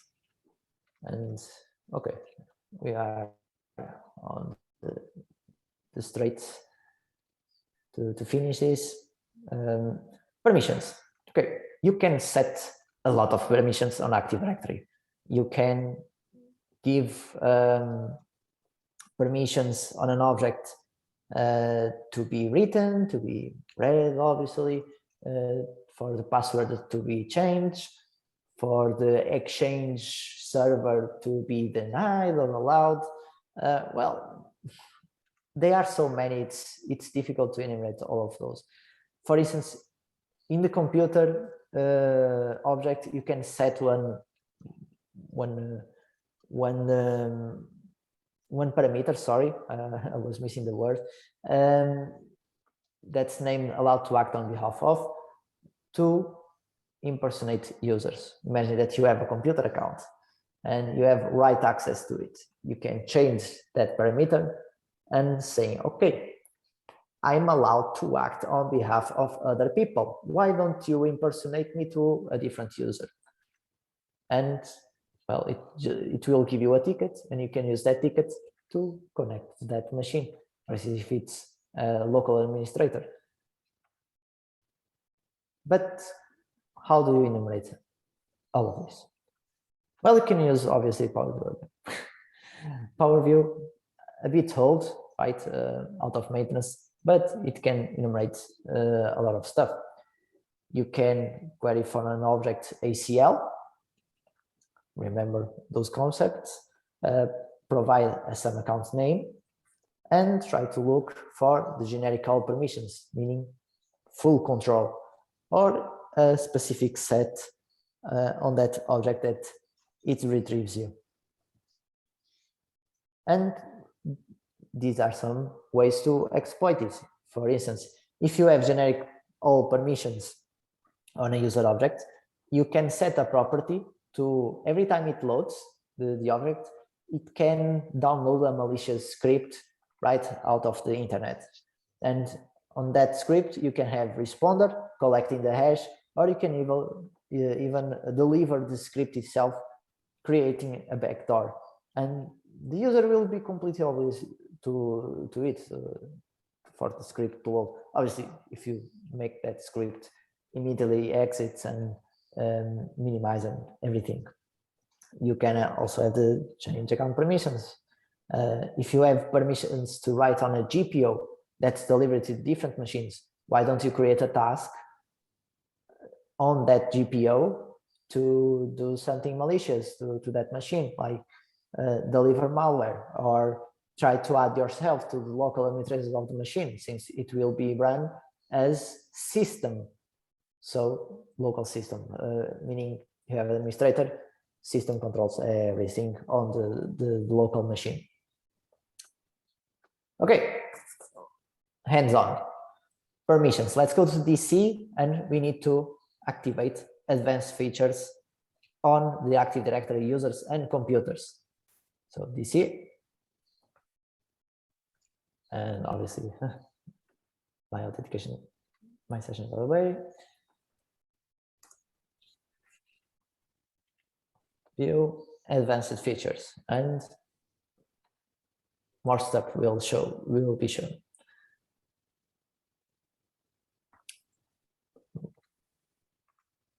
So the exercise says give accountants full permissions to Maria. So let's find accountants. Okay, let's open the object. And we see here a bit more tabs. We have objects and we have security. On the security tab, we have, guess what? The ACLs. They weren't being shown because it's an advanced feature, so we can now use it. So let's add Maria. Maria, check names, okay, it found, okay. I'll just give full control to Maria. Why not? Okay, everything went okay.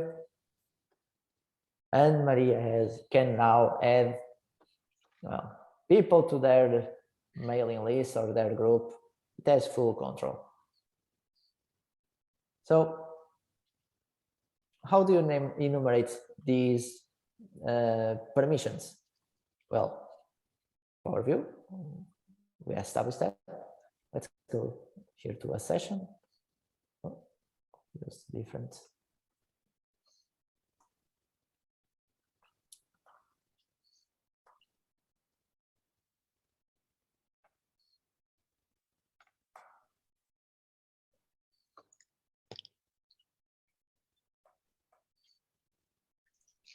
Accountants, Active Directory rights, generic call.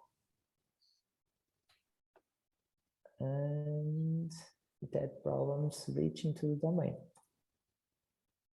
Oh, sorry, let's circle back to the DC.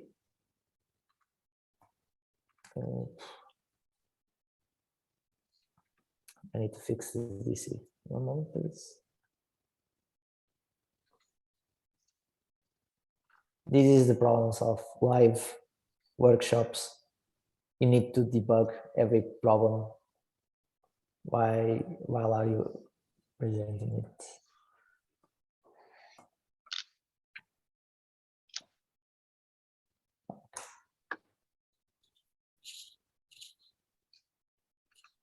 Oh, come on, please.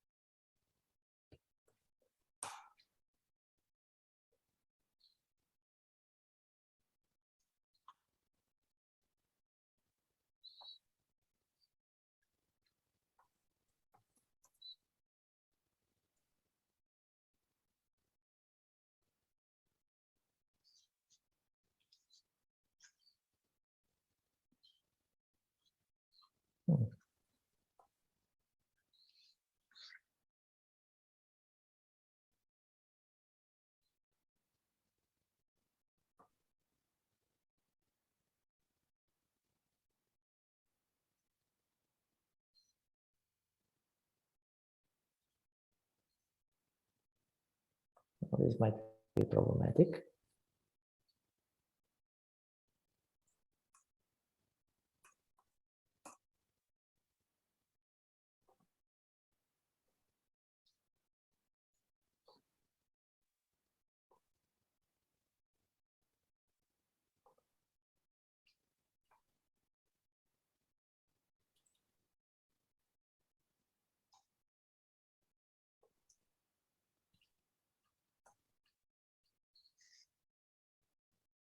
Okay, it's an hack, so let's not dwell on it a bit. So I made this command. So some account name, accountant, resolve GUIDs, Active Directory rights, generic call, and you can see on that object who has full permissions on that object. Obviously, domain admins, system administrators, on the computer, on the domain computer, sorry. But you can see here on the security identifier, what is the security identifier of the account that can perform these changes. 512 is a node. It's a node seed, security identified seed as security identifier. I will refer to the seed because it's used. 512 is administrators. Okay. Then you have 1106, and you have this one, system, I believe, and this is also a special one.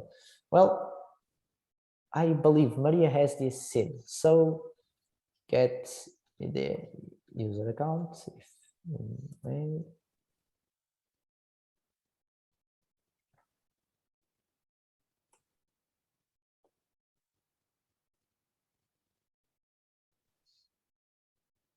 User Maria. Okay. Would you look at that? Maria has that seed. Obviously, well, yeah, the script is a bit outdated because you'll need to check all the seeds. You need to check, okay, I want this seed, so I want to search for that seed. And that can be a bit tiresome, especially if you have a huge enterprise, because see, you have one group with all these ACLs. Yes, Power View has some meta functions to look for out of the ordinary, well, ACLs, but it can give a lot of bloatware. You need to know and have some experience to really look at this and say, oh, this is administrator, oh, this is that group. And yeah, some people know this by heart, but it comes with a bit of practice. So right? For example, you can use the Maria credential and add someone to the domain. How do you exploit that? Well, we know Maria credential, so why don't we just spawn a session with that user? I'll click on the start menu, start typing PowerShell, right click on it and run as a different user. And I'll choose Maria and the password, choose password. Okay, and it opens a PowerShell. It's loading stuff. If I type who am I'm using the Maria user. So I want to add someone to that group. Let's group accountants. Let's see what the exercise does. User 10. I don't know if I have user 10, but no. I'll add, and it affects the domain. The command completely successfully. So she is not a domain administrator, but she has permissions to change that group. And that's how stuff is done on delegation side. What special groups do we have? We have domain admins, enterprise admins.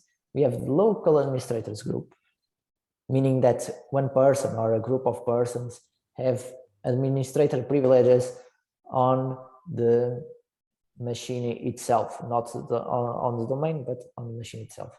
We have backup operator, you have DNS admins, and yes, if you have DNS admins, they can load auxiliary programs on the DNS, and well, if you can load that, you can load malicious stuff. You have remote desktop users, and WinRM remote WMI users. Every single one of these groups has some extensive permissions on a computer. You can do malicious stuff with those groups. Remote desktop users, yeah, I can log in, but I'm not an admin. You are already on the machine. You just need a privilege escalation, being a lack of an update or a file containing user passwords there, or you can just drop something on a permission of the machine to load that malicious startup item that will compromise everyone that logs in. Well, we have a huge attack surface with those groups, only considering these groups. For instance, backup operator. If you have backup operator permissions, you can backup the DC, so you can access the DC files, and it's quite easy, right? Let's try to do that. We are running a bit out of time, but let's try and make this happen because it's quite easy. So net group, backup operators, and Maria.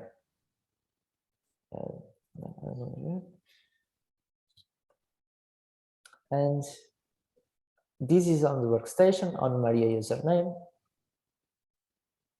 Yeah, so ls, I'll type the IP of the DC 134, and I want to access the C share. You'll say access is denied, obviously, because well, Maria is nobody to access a DC C drive. Backup operator. Sorry. Local group. Okay, it's a local group. And now if we test it,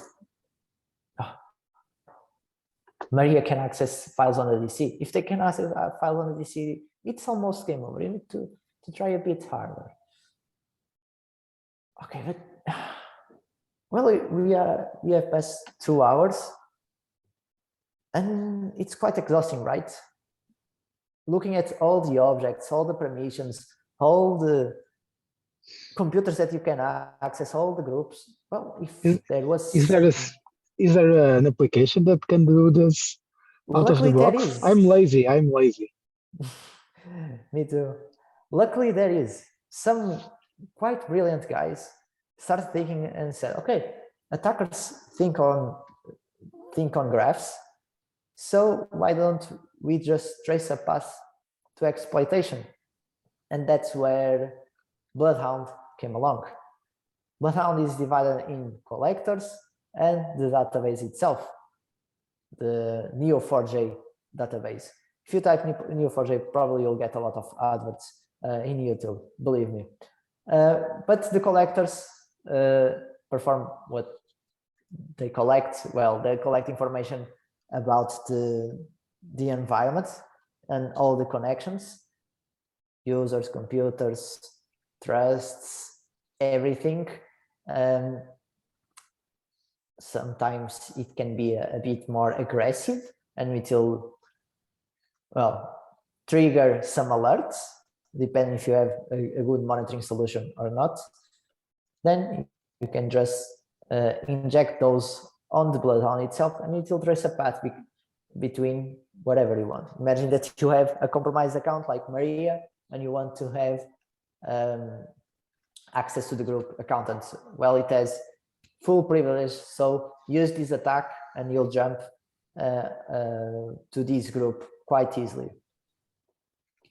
Let's try and download it.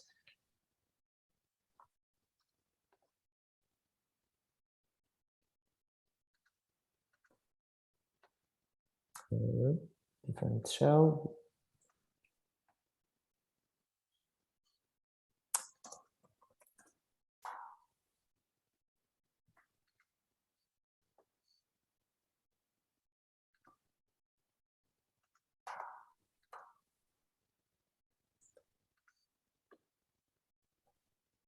Well, DNS will not be happy about it.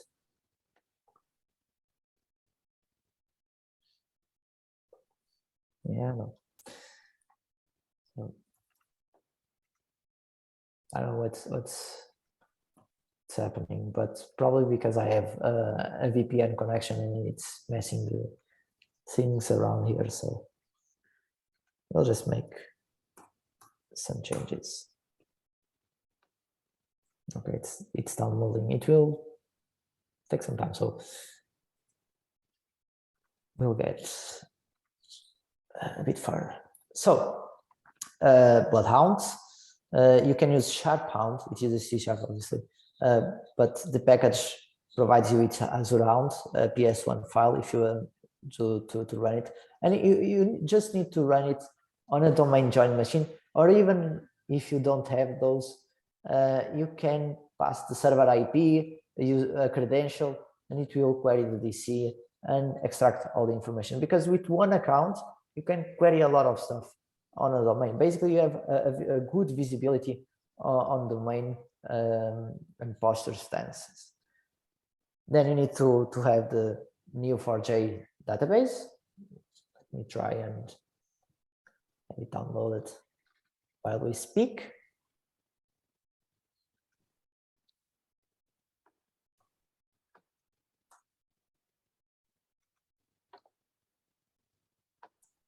Come on, okay.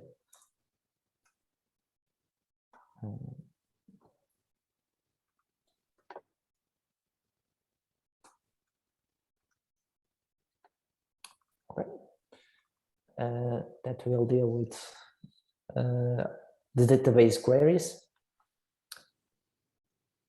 And when the Neo4j database is created, well, you need a clean slate to look for this kind of information.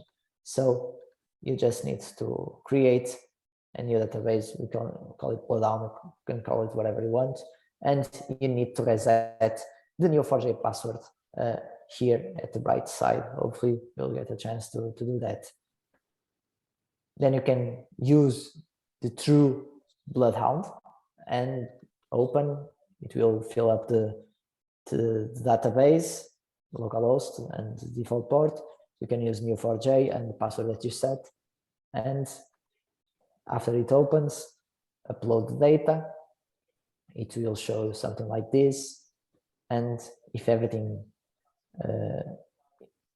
goes right, you can have something like this. But I'm getting ahead of myself. Well, on Bloodhound, because it will take some time to install it, querying is quite easy. You can use a set of policies that, well, it brings right out of the bat with it, but you can use a specific query language to trace paths of execution, because those are standard well, exploitation paths, but they don't show you the full picture. There are a lot of paths that could be of interest to you. For instance, I don't belong, I don't want domain admin, but I want an account to have access to, for instance, salt instances, the automation stuff. If you have control of the automation servers, probably you can perform privileged operations on the environment itself. You don't always need to be domain admin to compromise the domain. You just have to have the right permissions to do that. You'll see that you can use the privileged analytic queries. You can download some. There are quite a few gists on GitHub that you can use and load them, or you can just create your own, well, query. But that's for a different version. When it queries, it will show something like that, something like this. For instance, here you can use a sample. It's not this one, but you can use user2, and you see a small skull right on the top left side of it. Why? Because I can right click on the node and I say, okay, this account was compromised. I own it. So I can use the dangerous rights and use the Kerberos integration. It's not shown here, to trace a path from compromised account to something that I want. So we can refine our search, and it will go and do what Power BI does. It will try and look at the generical permissions. See here, it will look at, oh, you can RDP into a machine. You have, I don't know, all extended rights to an object. It will show everything that you otherwise will be done manually, and it will be tiresome, in an automatic way. You just need to have an account, query the domain, and say, okay, now please trace paths of potential lesions to me. And you can try to go one by one, trying to fix those and try to harden your security stance. Bloodhound also has an enterprise server that automates a lot of stuff frequently, but well, this is free, and free is good. And if you have any doubts on what is being shown to you, you can just right click on not the vertex, the path that I'm forgetting the name, sorry. Click on the help button, and it will show general information about the privilege.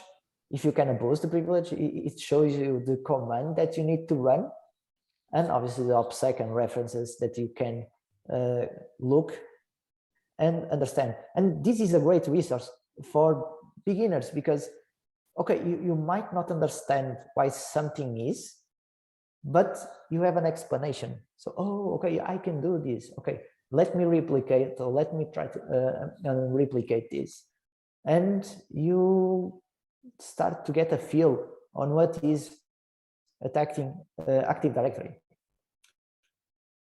Okay, we have a small subset of accounts, groups, and operators. If you want, because we are running out of time, we have something called Bad Blood. Bad Blood will create users' accounts, privileges for you to trace on Bloodhound. And you can just start with that. You can then try and compromise or follow a path of compromise and see what can you do and how it is done. It's a great result. Don't run this in production because it will create a lot of users and weak permissions. So, well, please don't, but well, you know what you do. But it's a great learning point. So we reached to an end. I have here some attacks that you might find interesting. Let me see. Yeah, it's still downloading. Well, let me go to the fallback. I believe it is this one. So nested groups. Well, I already spoke of those. If you are on a group, but that group contains another group, well, the permissions are transitive, right? So it's fair to have this kind of mistake, but a lot of times people just look at the group association and what groups are you on, but forget that you can have different accounts there that will receive the same permissions. That's why it's imperative for you to do a recursive search and reach to the accounts that really have that effective privilege, not just users, but computers and other groups also. Pass the hash, right? I spoke 2 or 3 times about pass the hash. And the reason because pass the hash exists is because Windows will try to avoid sending clear text credentials over the network. So one easy thing to implement is don't send the password, send a representation of the password. But if it can send that, it can be replayed. It acts almost as a password itself, right? Because you say, oh, I'm not sending the password, I'm sending the hash. Right, but you are still sending it. If you look at the minister resolutions of Portugal, they have a hardening point that's just that: never send a clear text credential. But okay, you are going to send a hash, but the hash is the same problem. It's what identifies you to the system. So why don't you just take the hash that Mimikatz provided you and just use that? Well, you don't need to crack anything. You don't need to brute force anything. You just use the hash and you log on. Here I'm using in packet. Yes, Mimikatz has that, but well, it's easy on in packet, and I just want to have something different here. Now, constraints delegations. This is more related to the allow to act on behalf of. Basically, if you have write permissions over a computer account, you can set the allow to act on behalf of parameter and saying, okay, my user can impersonate on this server other users. So I authenticate to that server using my credential, and I said, I want to impersonate an administrator of yours. And if the account doesn't have this account is sensitive and cannot be delegated, it will give me a ticket. Okay, I have a ticket. I'll use it and I will log on as an administrator on that machine. So it's a danger to give write permissions to computers objects, otherwise they can be exploited. Oh, sorry. So Active Directory Certificate Service is something new. It doesn't even, it's making 1 year old. People knew that some problems might arise from it, but first, what is it? It's a service, an Active Directory service that provides you certificates. You can request your own certificates. And for huge enterprise, it's known as an internal CA, and it provides you great flexibility on providing secure quotes certificates, because you are the owner of a service. You can request a certificate for your service and you just install it and be on your way. But there are some misconfigurations that you can do. For instance, the administrator gives you a template, and there are some configurations that you can request for the emission of a certificate, and with that certificate you authenticate into AD, Active Directory, using that certificate. It will look at the owner, which is the administrator that have created it, and accept it, and you are impersonating someone. Some misconfigurations can happen from this. Golden tickets. For instance, you have backup operator, right? You can backup the operator. Backup the domain controller. If you can backup the domain controller, you have all the hashes. You don't need to break them. You can pass a hash, but you can have something more. You can have the KRB TGT account. This account is paramount on every domain. It holds the keys to the kingdom because it's the account used to generate valid tickets. If you have the hash of this account, then you can generate valid tickets. And you can impersonate anyone or anything. So it is known to be as a good persistence method on Active Directory, because even if they change the account's password that you are impersonating, guess what? You can use the hash to generate a new valid ticket, and you still have the valid ticket because you can generate a ticket for what time do you want. Moreover, do you know that if they change the password of KRB TGT service, you can still use the old hash? To mitigate this, you need to rotate 2 times the KRB TGT system, and it cannot be done like this. Otherwise, it will break every system that's on Active Directory. Essentially, what I'm saying is, if they got hold of KRB TGT, you have a lot of work on your hands to change the domain and everything. DC Sync, this is one of my favorites. I might get some hate because of the impersonate that I wrote here, because it can be seen as a DC shadow. But essentially, if you have these 3 rights on Active Directory, you can request DC to, oh, send me a copy of your database, because let's sync. I don't have anything. Send me everything. And it will send you a copy of the domain controller. What we are going to have, the data from the domain controller. So we will have the KRB TGT hash, for instance, and all the other hashes. We can just use whatever we want. Again, full compromise.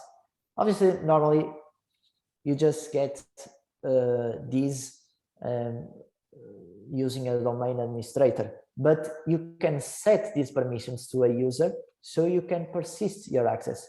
So even if they fix the issue, you can still get all the hashes and get a huge foothold on the organization. And we come to end. Sorry, I took a bit more time. Let me just see if I have something here for you to look at. Not this one.